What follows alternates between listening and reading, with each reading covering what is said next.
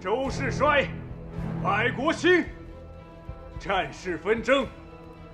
而秦据小韩，霸西界，睥睨天下，欲东出，亡诸国。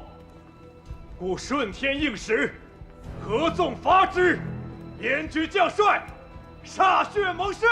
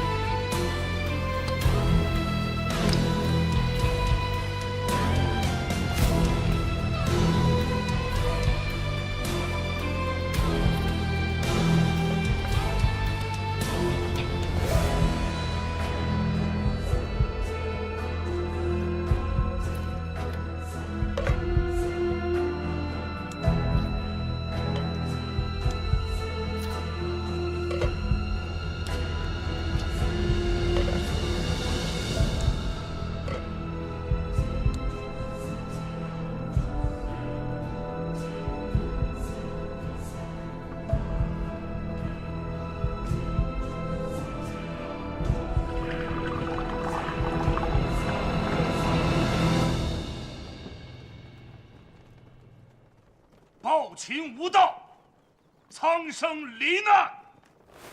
暴秦无道，苍生罹难。辱我城池，掠我子民。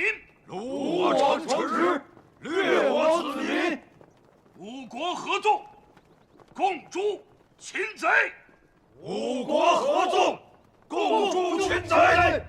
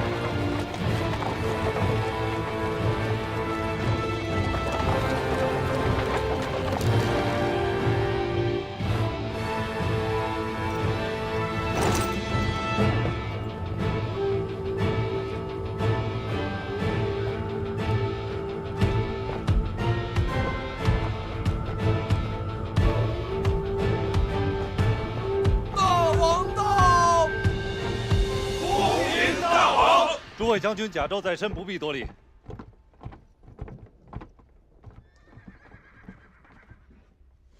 拜见仲父。哦。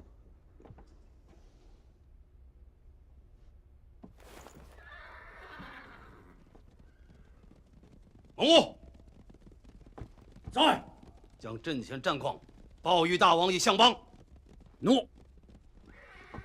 禀大王，相邦，斥候探命，吴国联军已过寿水，至霍泽一带。主帅何人？兵力多少？楚国令尹春申君为纵长，赵将庞暖为统帅，兵力60万人左右。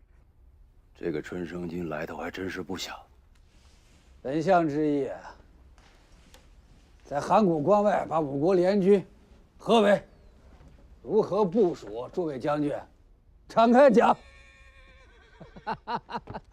大王，老夫愿带兵60万，在函谷关外设伏，全歼合纵之军。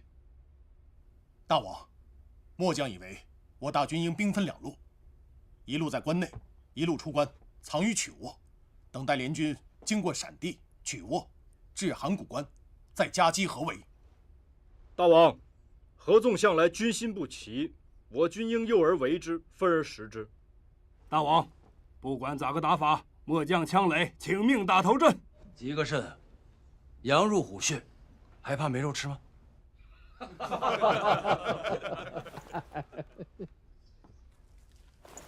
大王，相邦，诸位将军，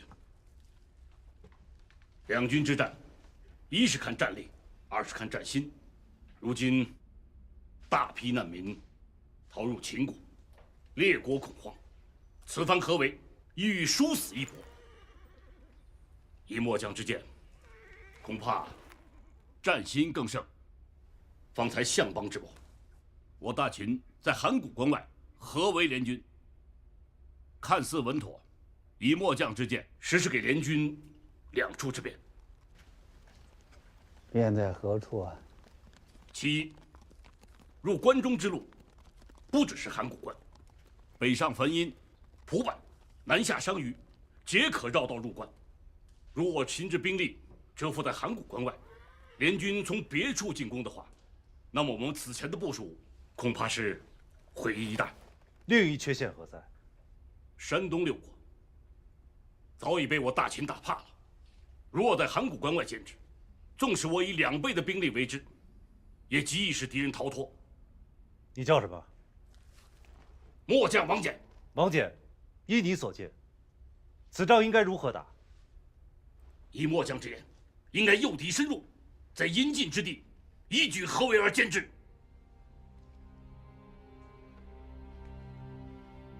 联军入了关，控制不住之后，如何？相邦，以我大秦的兵力，恐怕不会。恐怕不会，还是肯定不会？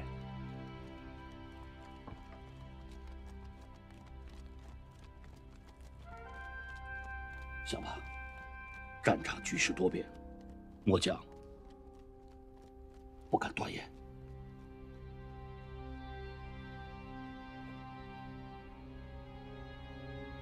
本相以为，还是应当在这函谷关外打这仗。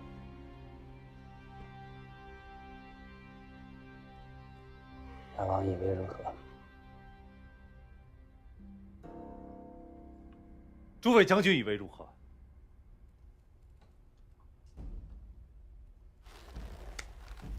愿听相邦调遣。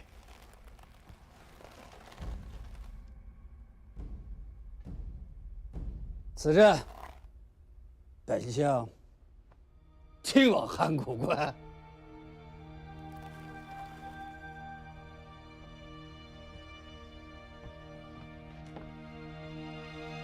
中父要亲自上前线。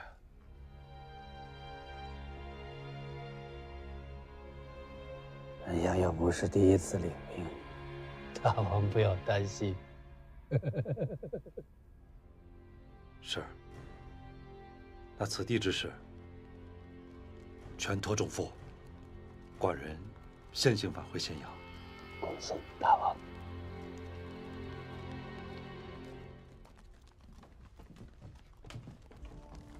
恭送大王。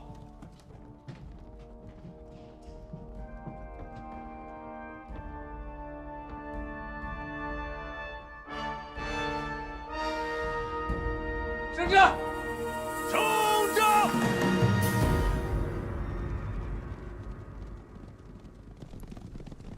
老夫得斥候密报，秦国大军极有可能集结在函谷关一带，与我联军一战。老将军有何谋划？老夫谋划，春申君，可愿听一二？哎，老将军就不要卖关子了，请快快说来。老将军，但说无妨。孙子云：“善动敌者，行之，敌必从之；与之，敌必取之。以力动之，以足待之。秦之军力不可匹敌，若想取胜，须得攻其不备，出其不意。如何攻其不备，出其不意？诸位，请看于图。”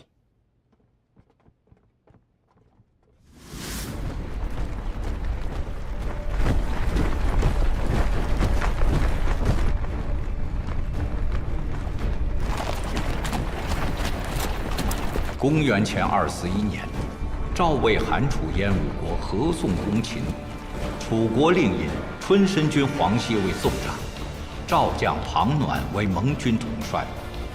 历史上关东诸国最后一次合纵攻秦，就这样浩浩荡荡开始了。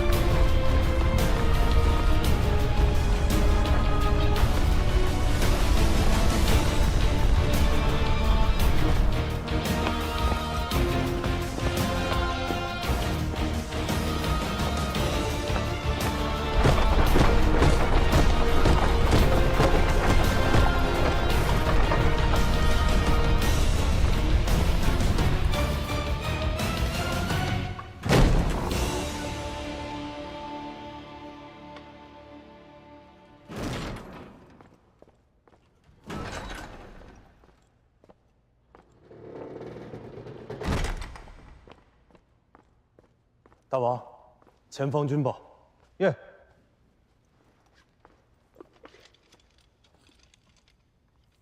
合纵联军已到曲沃，相邦将秦70万大军分成3股，40万伏在关外，10万守关，另外20万由桓乙率领，扎在阴境，策应内外。相邦此举也还算周密，只是不知合纵联军会不会上钩啊？那个王翦呢？臣已打探清楚，王翦被相邦调为后军副将，主要负责运送粮草。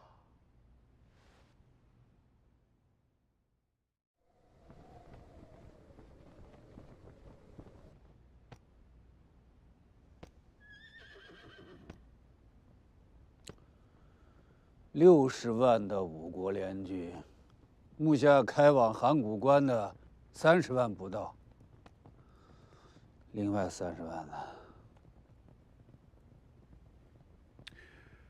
我想联军必定是兵分2路啊！报！庞暖率兵攻入蒲坂，已渡过大河。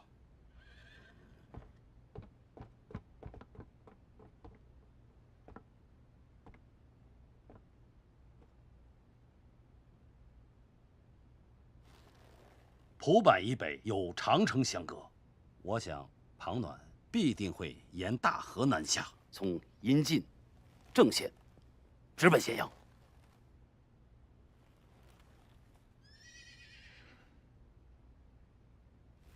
军令司马在。传令桓乙，务必将庞暖的30万联军聚于阴晋。诺。报！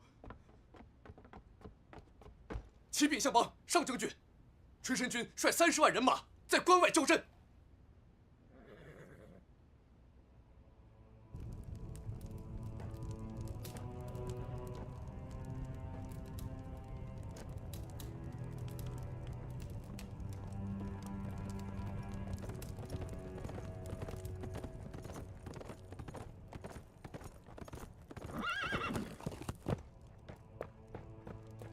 将军，庞暖率兵30万从蒲坂攻入，相邦命你死战接击。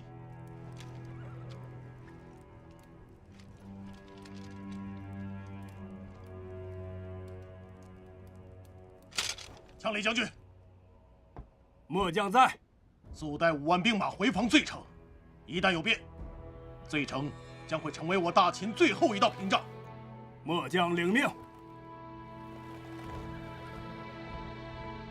兄弟们，是！联军的精锐已经入关，咸阳的安危就掌握在我们的手里。我们一定要拼命拦截，给我关外的大军争取时间。一旦我主力在关外歼灭了联军，那回过头来，庞暖的30万军队就像砧板上的鱼肉，任由我们宰割，让他们尸骨无存。采！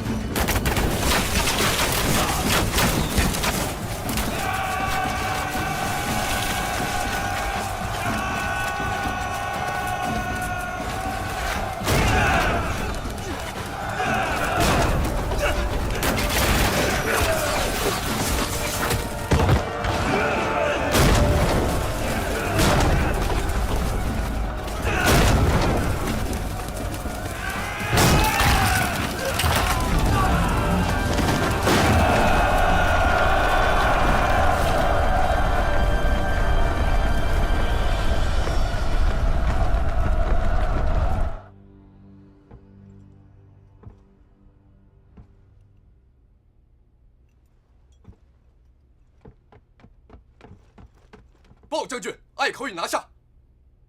立即整军，继续前进。诺。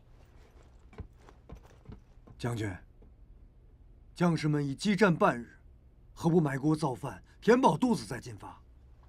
我军已深入秦国腹地，要再想撤退已无可能。陈申军所率之军，在函谷关外，也拖延不了几日。若想取胜，我等只有狂飙突进，趁势攻下咸阳，捉住秦王小儿，方能有取胜之机。否则，待秦军大军回首，我这30万精锐将被吃得连骨头都不会剩。生死关头，时机宝贵。老将军说的有理，我们眼下只有一条路，尽快拿下咸阳，活捉小秦王和秦太后，我军方能大获全胜。眼下再兵分2路，各15万兵马，一路由相诸国率领，与阴晋的秦军周旋；另一路由老夫带兵，直下郑县。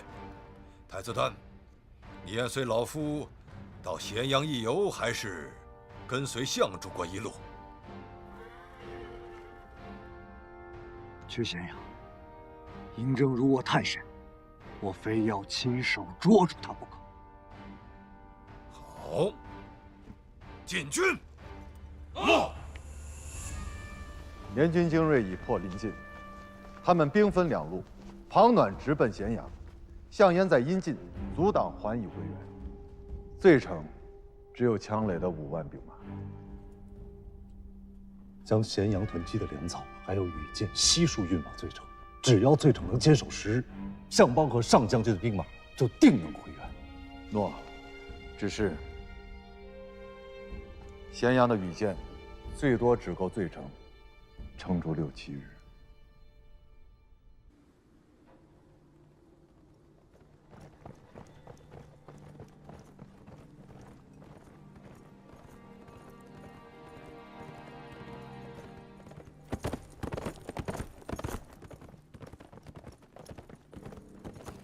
将军，敌军据此一日之城。来，备战。诺。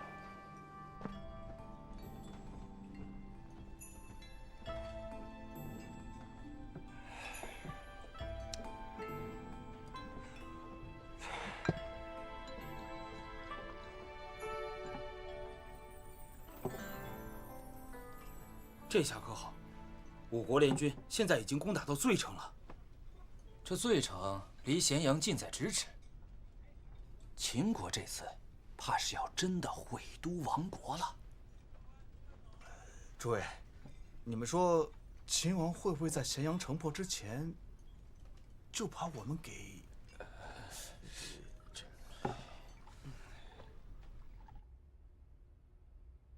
还请太后放心。春申君已经交代，即便是攻破了咸阳城，也会保太后平安。我国军队怕是再增多1倍，也难以攻破咸阳。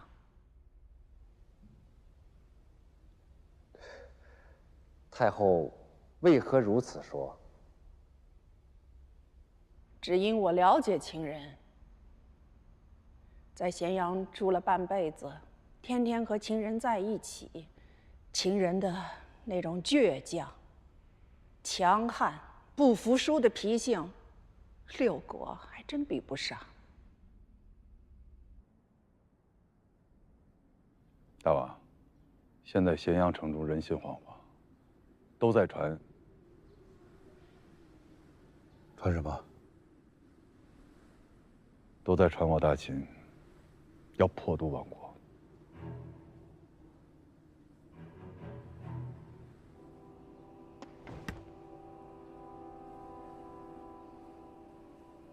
定是那些山东商人还有6国之子捣鬼，想乱我们一心。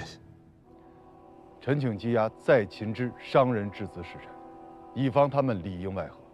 转了，此事交由国尉去办。诺。攻击！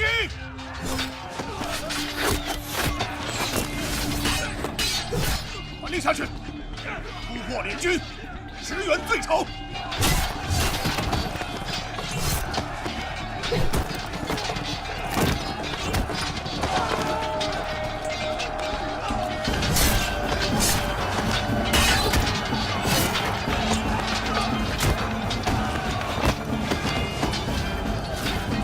全军死战，定要将秦军拖住，为庞卵之军攻下遂城争取时间。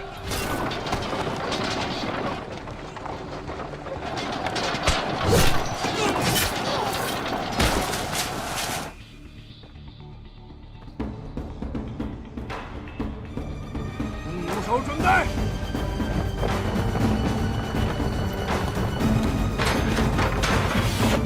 进攻！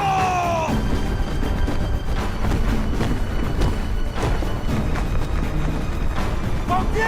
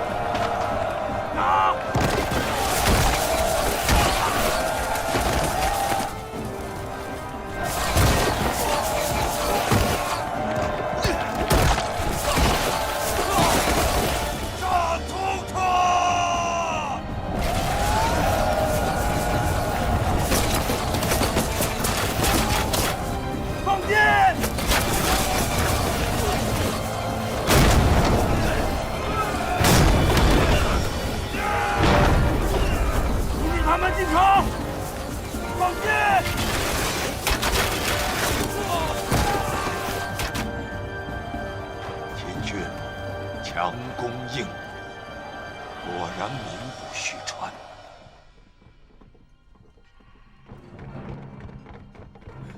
哎，你们干什么啊？凭什么抓我们？哎，放开我！放开我！你们干什么？你们干什么？哎，凭什么抓我们？全都给我抓起来！哎，你们干什么？你们干什么？哎，凭什么抓我们呀？放开我！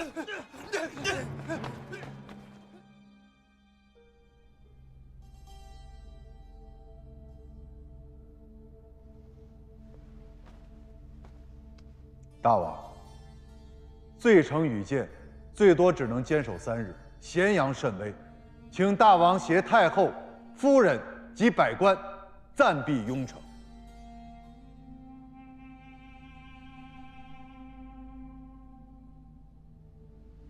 叔父，大王，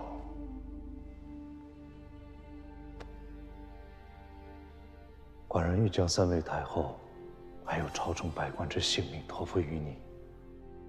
你派兵护送他们去雍城暂避。大王，那你呢？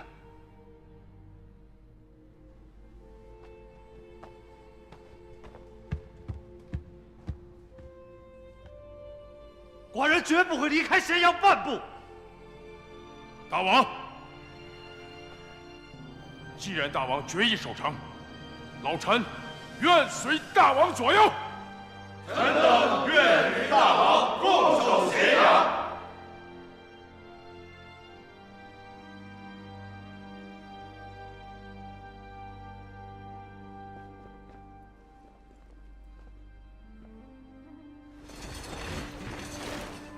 大王万年！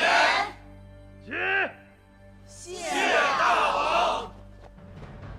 我大秦的子民们，10数万联军，你攻至罪城，咸阳告急。我秦国大军现在函谷关外和阴晋与5国联军交战，不及回援。咸阳城内守军不足3万啊！有人提议寡人啊，说让寡人去雍城暂避。寡人想了想，若是寡人去了雍城，咸阳的百姓怎么办？你们又能逃去何方？我大秦奋发100年建的这座咸阳城，要拱手送给关东贼子吗？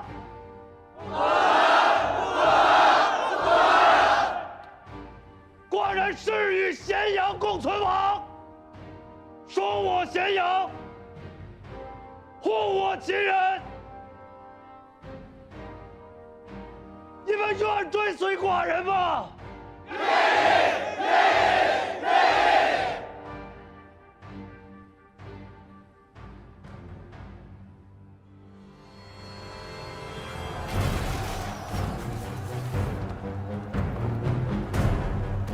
将军，罪城久攻不下，如何是好啊？万一秦国大军再杀回来，太子丹有没有发现，这城墙上的羽箭，已不像前几日那般频繁了？确实如此。这便说明，罪城乃至咸阳的羽箭已经消耗殆尽。秦军没有了羽箭，就如同没有了牙齿。罪城不出3日，老夫定将其拿下。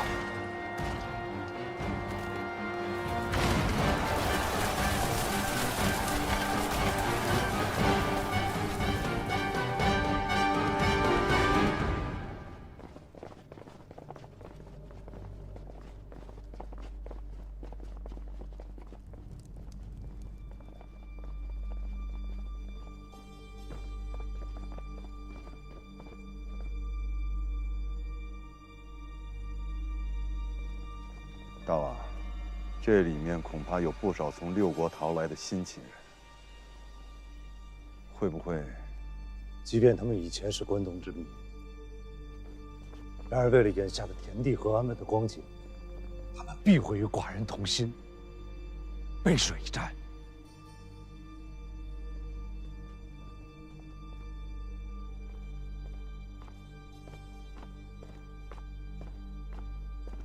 大王，后军副将王翦求见。带他上来。诺。副将王翦，大王召见。诺。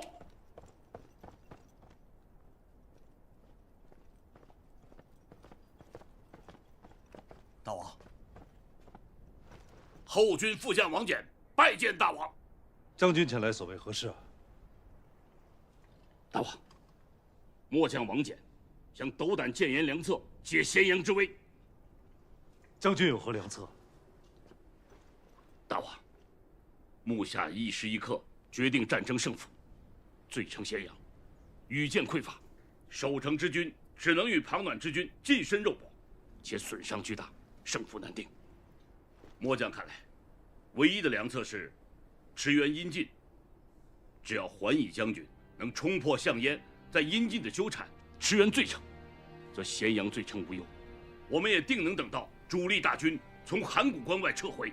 可如何能让桓乙将军尽快回援？大王，末将想请兵3万，从渭水之北绕过罪城，直击项燕中军，使联军头尾不能相顾，给桓乙将军驰援罪城创造时机。3万啊！咸阳的守军不到2万了。大王请看，这些老秦人有许多是解甲的老兵，他们训练有素，骁勇善战。末将想从他们当中选2万人，加上末将押送粮草的5000兵士，算下来有25000人。高无忌，在。寡人命你率3000郎官尽归王翦将军调遣。你不是一直想沙场建功吗？寡人便给你这个机会。谢大王，谢大王。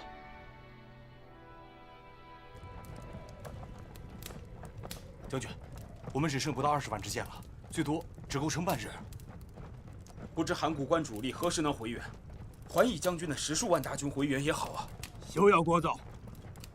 大王、太后都在咸阳，我等就是战死，也不能让庞暖从罪城过去。明日羽箭用完后，准备血战。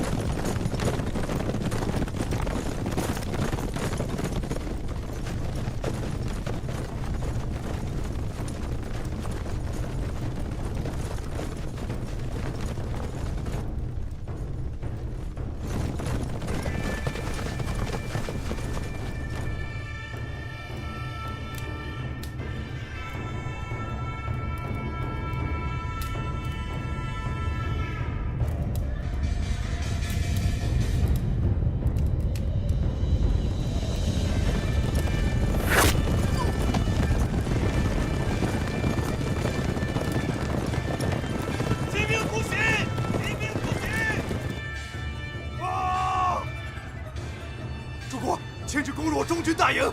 哪里来的秦军？末将也不知从何而来的秦军，突然攻入，使诸国快做定夺。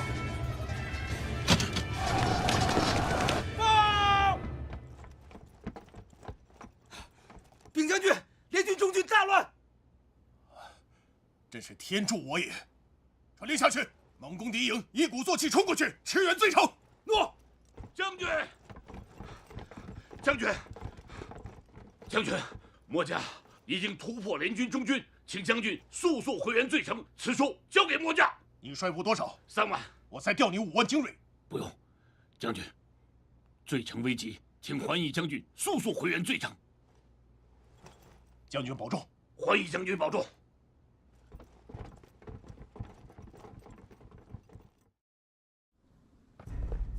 报，我军羽箭已经消耗无几。兄弟们，拼了！拼了！准备迎敌！上！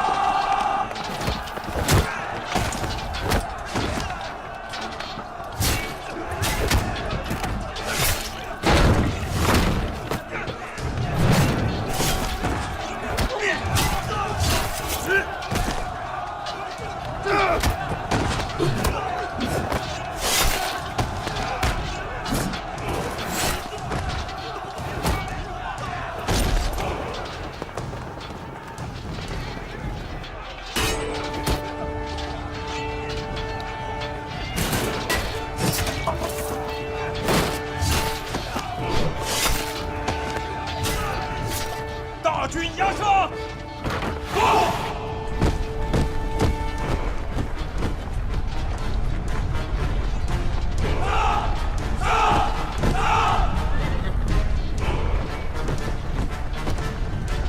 将军，我们剩下不到5000人了。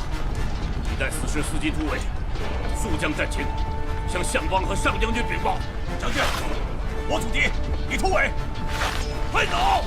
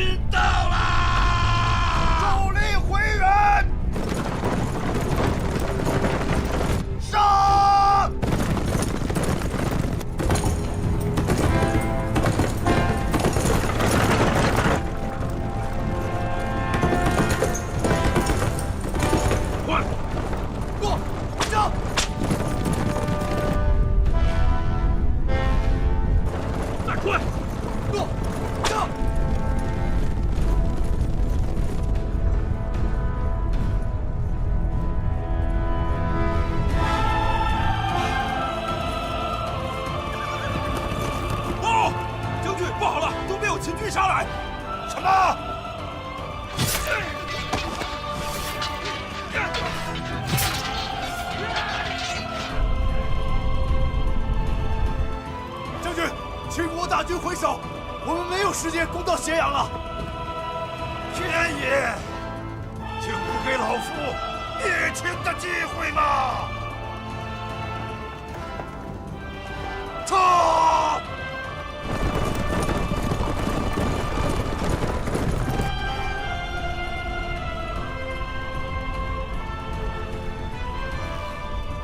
开！贼兵撤退。 是我大军回来了。这是关中5国最后一次合纵攻秦，离攻下咸阳仅1步之遥。但历史最终眷顾了秦国，5国联军的脚步终止在秦国最地，史称最之战。陈胜军，秦军不会再追来了吧？不会了，秦国大军已经入关，去围剿庞暖去了。可惜。 项燕带领的10万楚国精锐啊，我魏国的5万精锐也没了。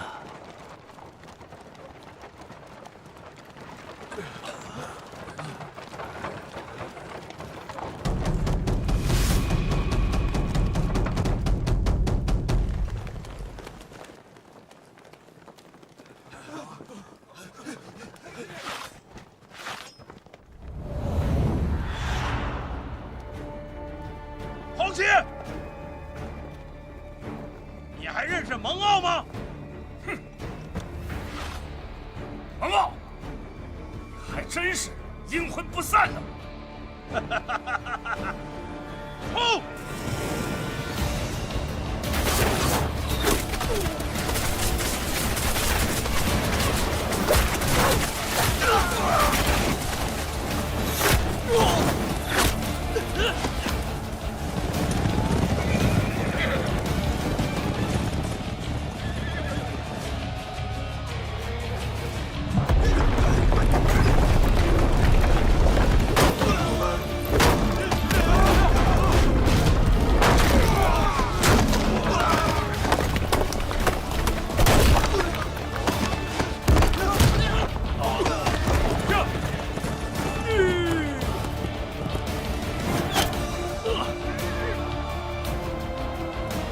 杀出去！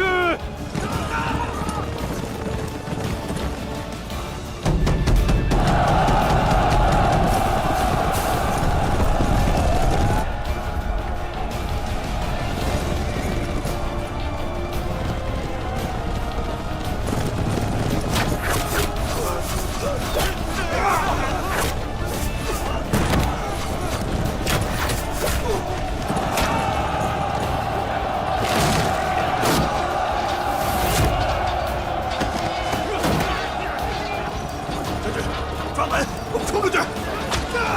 快，快！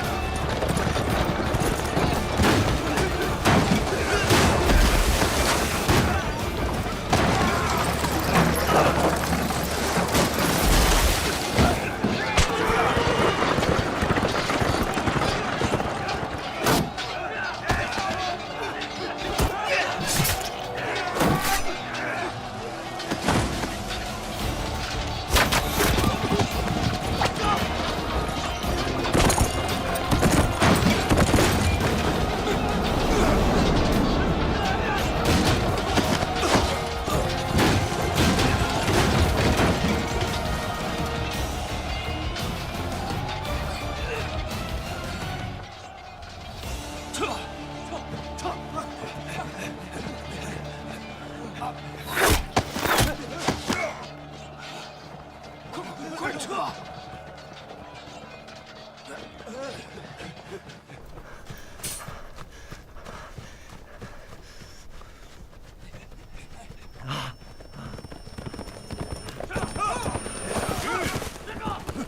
过来，过来，围上！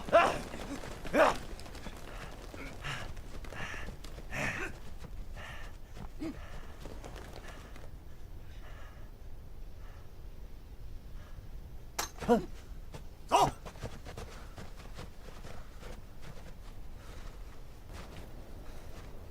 哟，这不是燕国太子吗？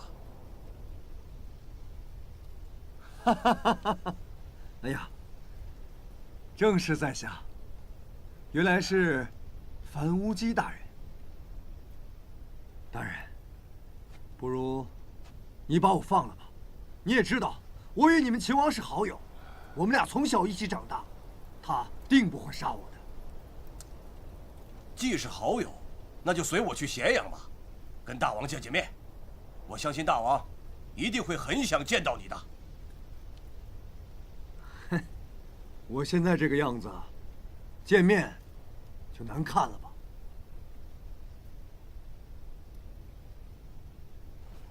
大人，把我放了吧。大恩大德，丹绝不会忘记的。太子，严重了。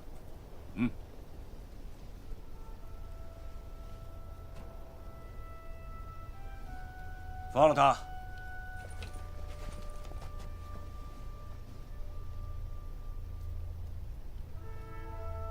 再牵匹好马。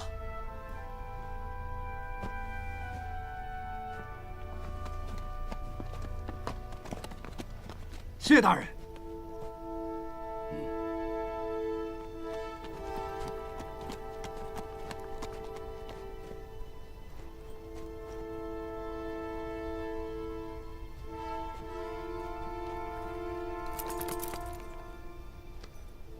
大人赠马之恩，丹莫齿难忘。太子，我叫樊无机。记住了，樊大人，驾！驾！驾！走。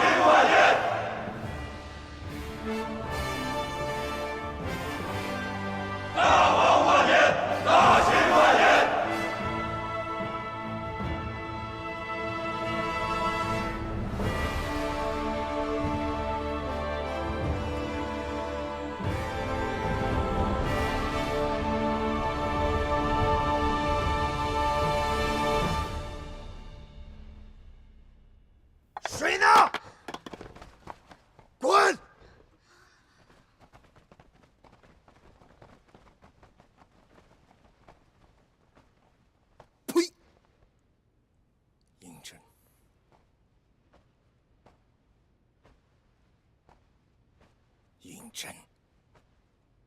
这一次我失了败仗，下一次得要活剐了你！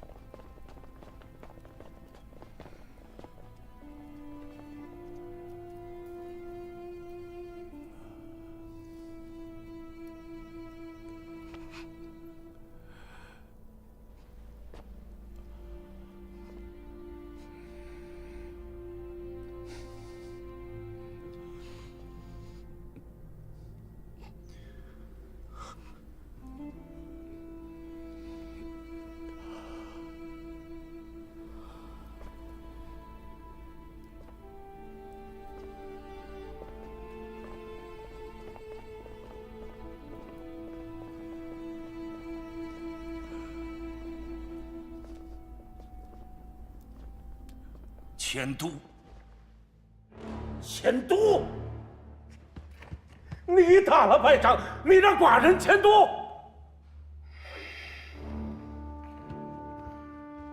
先王之时，楚秦20年盟好，从无战火，为何？秦若侵袭楚国，需经过蒙隘，那里天然要塞，秦不能入。别处寻路，背对魏、韩两国。楚与此两国结盟，轻易御敌。如今，魏国将许邑、鄢陵给了秦国，秦军若是出兵，距此仅160余里，郢都危矣。若东迁寿春，秦千里奔袭，楚以逸待劳，何惧秦国？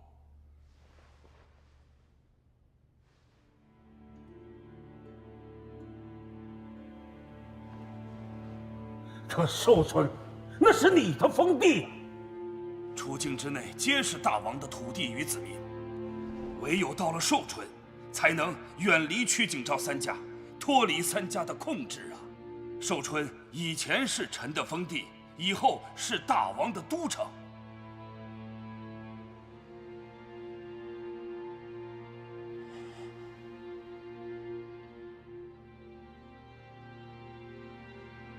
除此之外，春申君就没有良策了。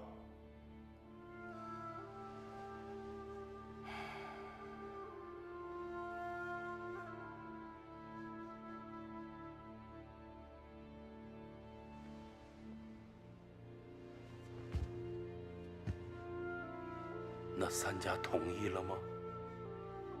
臣有办法说服三家。哦，他们同意了？同意了，三家也愿意到寿春去保存实力。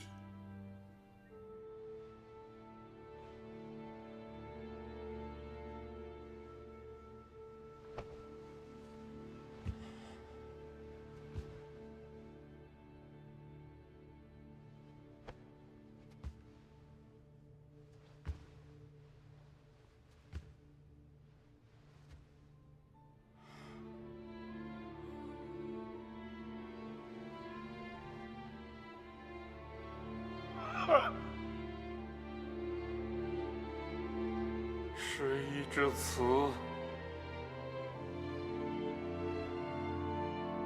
也只好迁都了。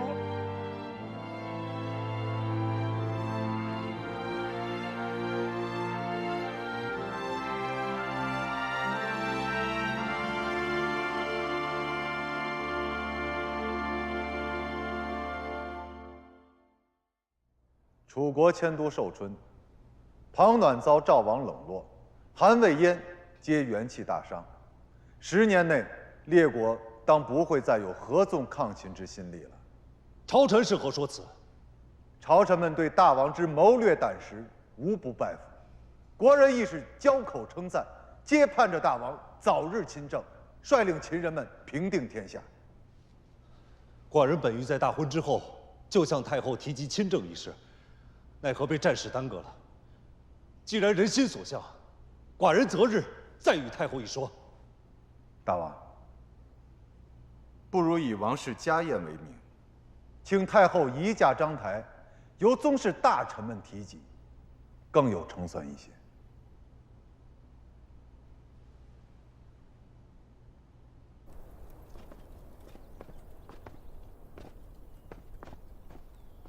老大人精神矍铄，实乃我大秦福分啊！相邦又在拿老夫开玩笑。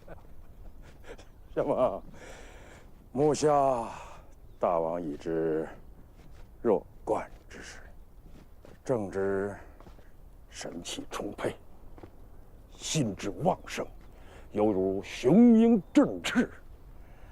相邦何不就此就把这副担子交给大王？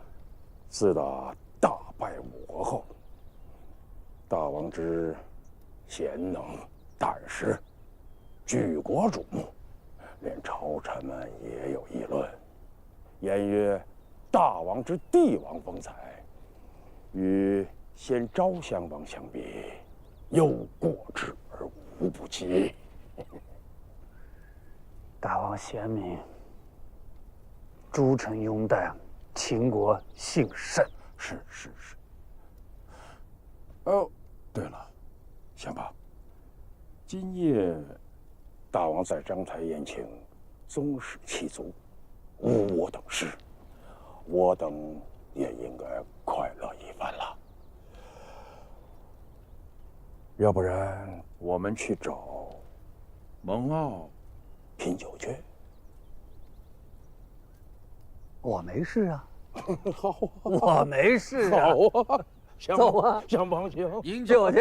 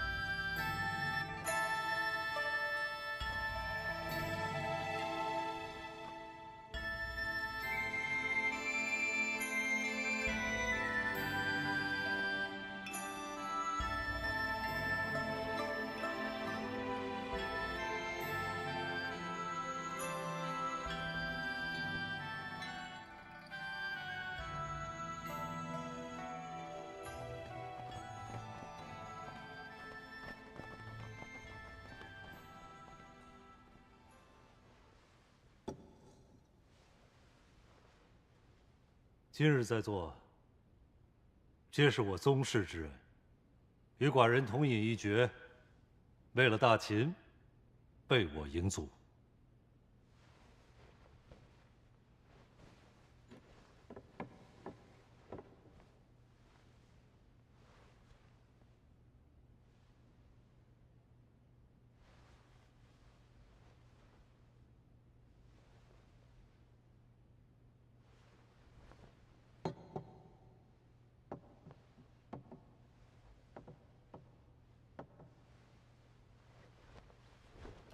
大王，臣若不曾记错，大王今年正20了吧？叔父好记性，寡人将年满。20而冠，大王已经大婚，这按祖宗礼法，该当加冠。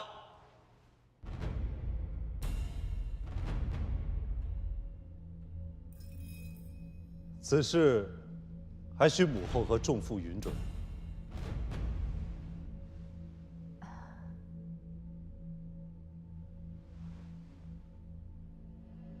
大伯身兼4车庶长，又是宗室之首，大伯且说，正儿这加冠大礼该不该行？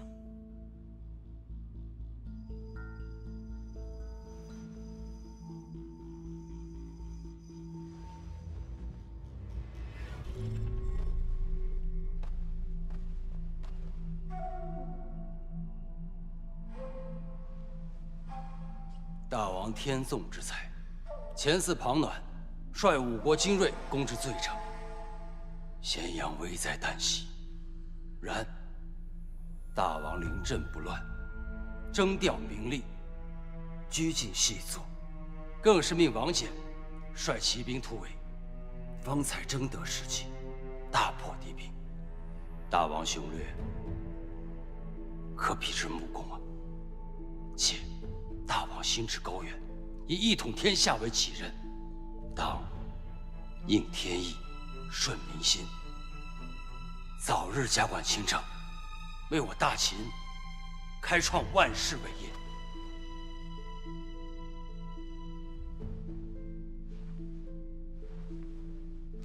请太后允准大王加冠亲政。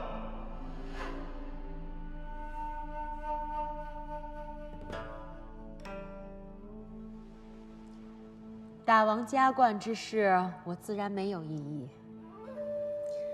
只是事关重大，本宫还是必须要告知一下大王的重父相邦大人才可。太后圣明。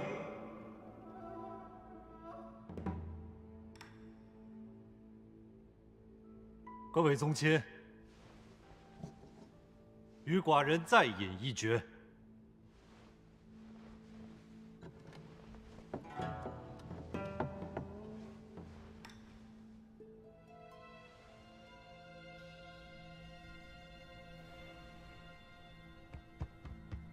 相邦，相邦，不好了，门客100号人都要走啊，都要走。相邦，这是何缘由要走啊？说大王即将亲政，相邦就没了实权，小人苦劝他们不听啊。报！启禀相邦，甘泉宫来人传召，太后命相邦午后入宫，说有要事相商。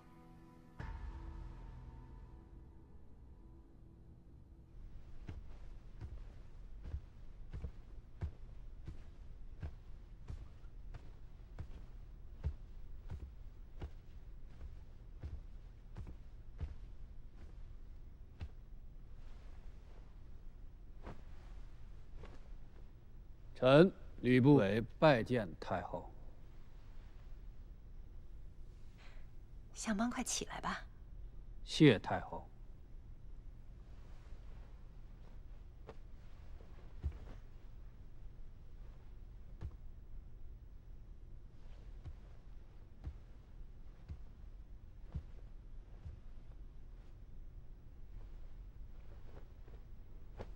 相邦两鬓生了不少白发，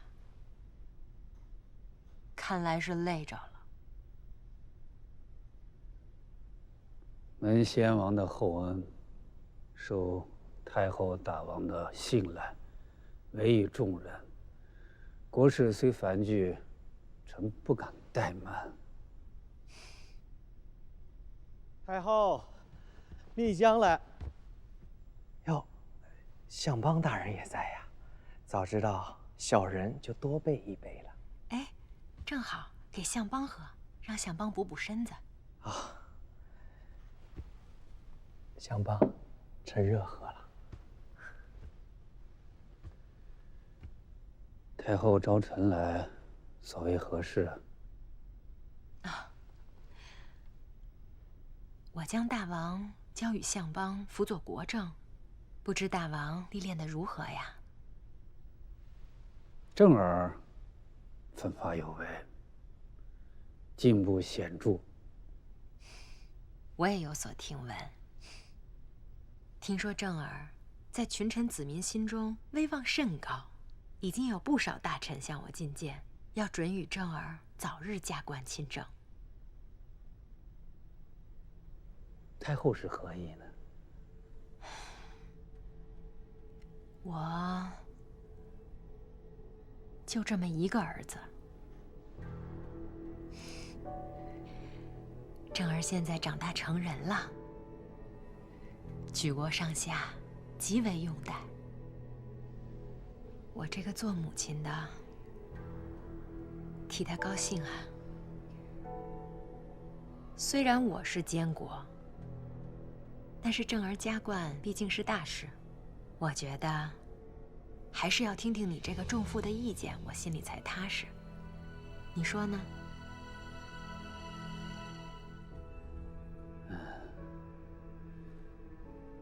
正儿自强自立，未来定是臣民的福分。仲父也觉得正儿自立了，那就太好了。就这样，明年岁首，我们就给正儿办加冠大礼。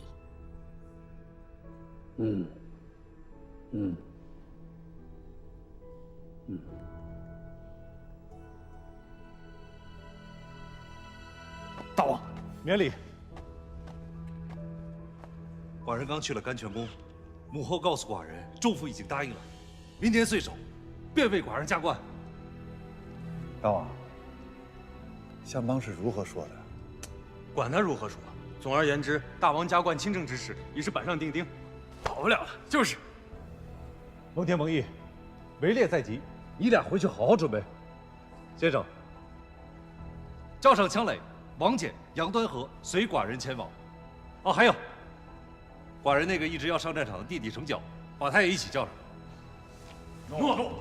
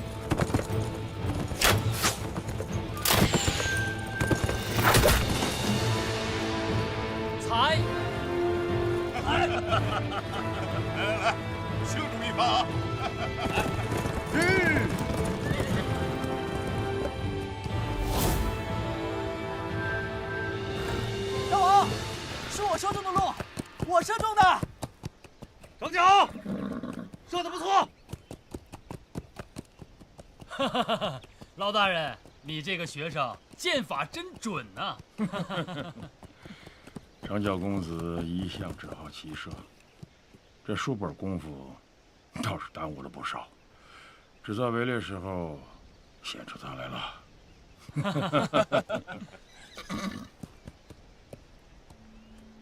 大王，野马，好马！驯服此马者，寡人有赏。大王有命，能驯服此马者有赏。驾！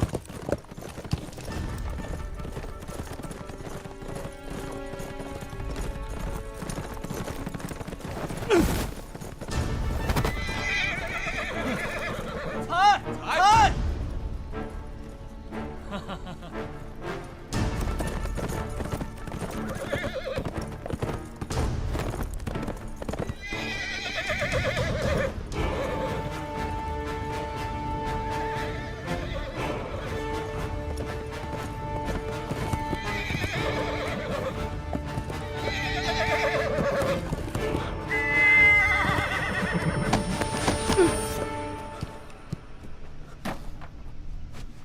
大王，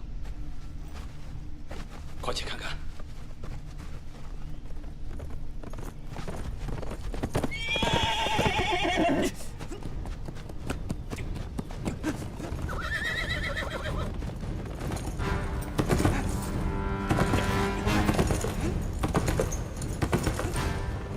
程角，抱住了，别掉下来！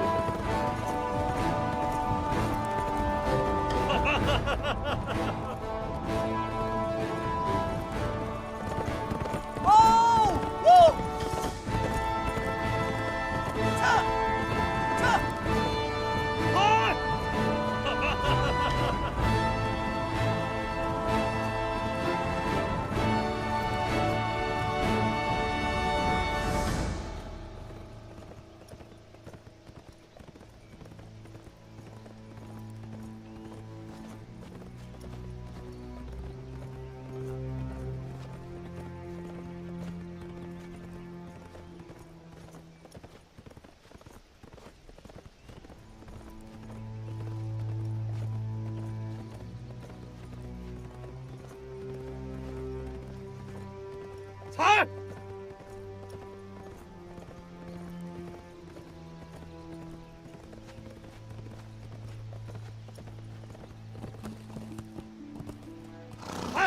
大王，你们降服的马被我降服了。寡人家的好男儿，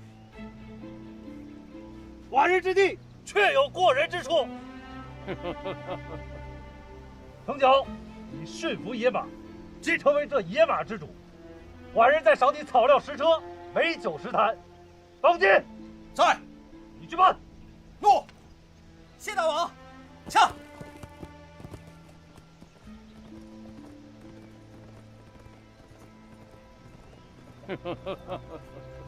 采呀！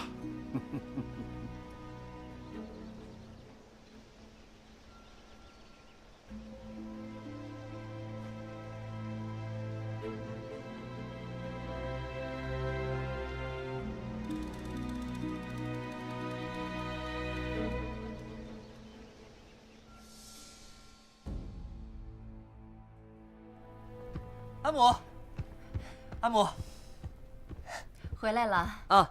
打猎一日累不累？不累，我今天降服了一匹野马，就连大王都没有降服，被我降服了。大王也不曾降服。是啊，大王被那匹野马甩下来了，是我冲上去降服那匹野物，已经带回宜春宫了。如此，岂非有损大王颜面？自然不如我露脸，还当着相邦和众多大夫呢。角儿啊，你糊涂！我们母子能安稳度过这几年，衣食无忧，全赖大王庇佑。你怎可当众削大王之颜面？你不惧惹祸上身吗？大王又不是心胸狭隘之人，他当众赏赐我那匹马，还赏我10坛美酒、10车草料呢。纵使大王无心，可是……总之，明日一早，你将此马献给大王，大王要杀要烹，都与你无关。我不去，这是我的马，我已经给它起好名字了，叫踏风。怎么样，好听吗？你这孩子不知天高地厚。这无非就是一匹马嘛，没有人会在意的，只有我在意。对了，几时用晚膳啊？你先答应阿母，明日一早将此马送给大王。你去哪儿啊？你既然不给我做吃的，我找祖母太后去。你给我回来！程角，你给我回来！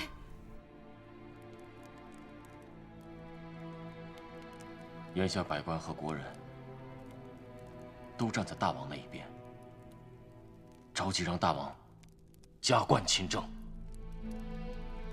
依属下看，不过是各有所图罢了。当然了，这些年太后主国，本相主政，银杏宗室就没唠叨什么。无非是想让正儿清正后，宗室的腰板更硬些。那些将领们不都等着你战立功，以功换爵？还有那个李斯，李斯这人啊，善用可谓治国良臣，用不好，哼。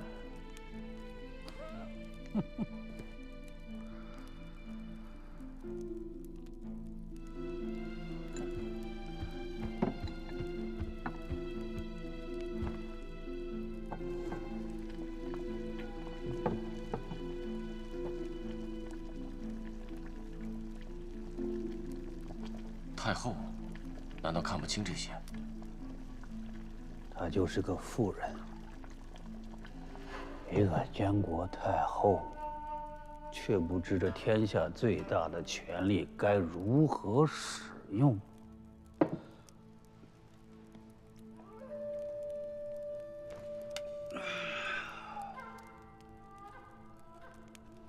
所以得让她明白，啊，秦国若没我吕不韦，嬴政的王位坐不稳，他的荣华富贵随时失去。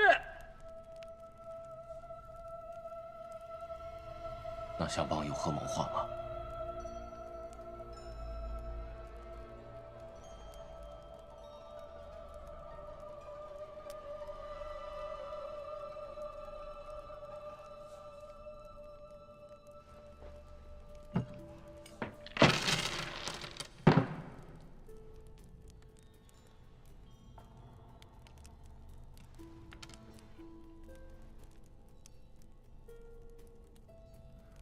相邦的意思是，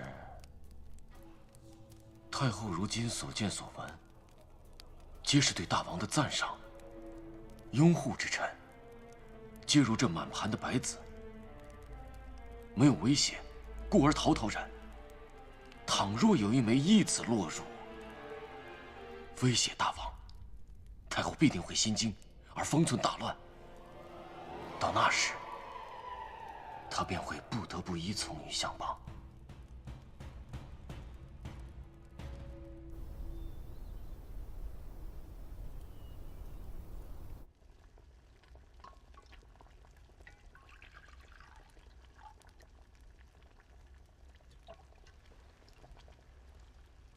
武姬啊，今日怎么来我这儿了？今日蒙恬、蒙毅进宫试驾，大王特意恩准我休沐一日，所以，我特来看望相邦。本相未入秦之前，你便跟着我了。何时学的这些虚礼啊？乌鸡能有今日，全靠相邦提携。说吧。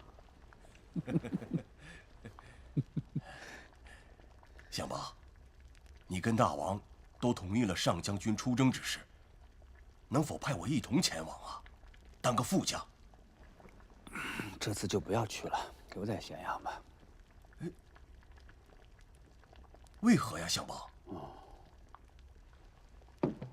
本相更需要你。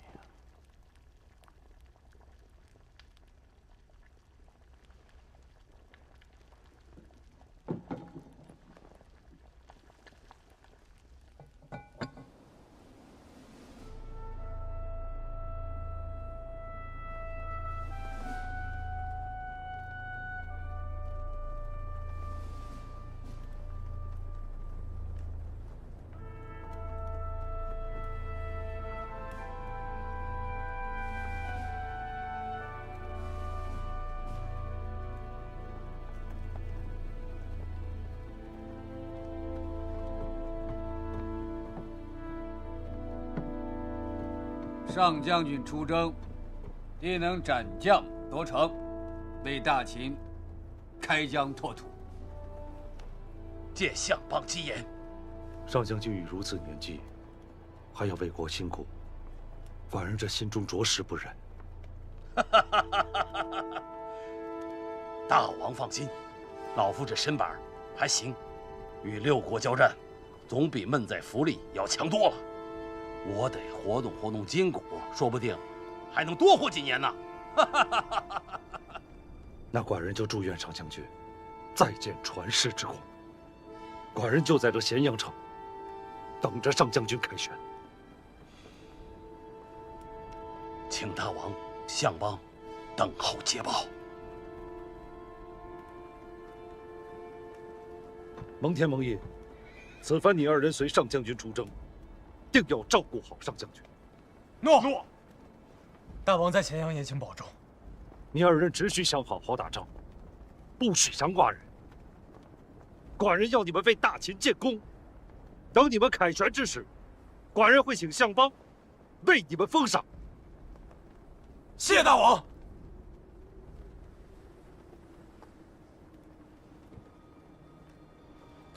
大王，就此别过。上将军保重。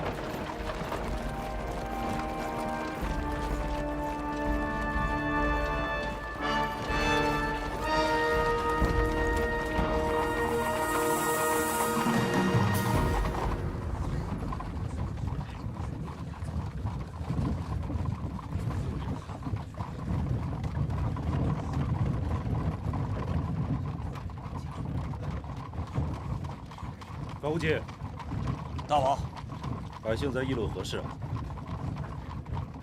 臣这就去打探。去。